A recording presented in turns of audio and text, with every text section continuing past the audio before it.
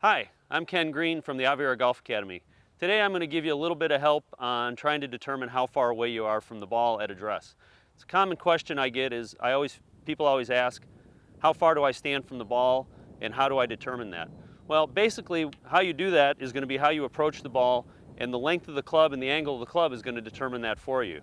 As the clubs get longer, starting here with a pitching wedge, 6-iron, and a driver, as the clubs get longer, they progressively get flatter. So what's going to happen as I bend forward, I am progressively going to get farther away from the ball.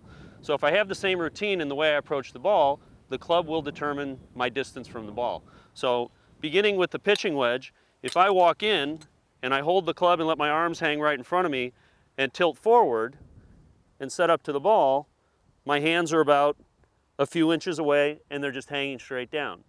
As I set up with a 6-iron and I do the same thing, tilt forward, now you can see the club reaches farther out, but my arms are hanging straight down, but this distance from my body has now increased slightly.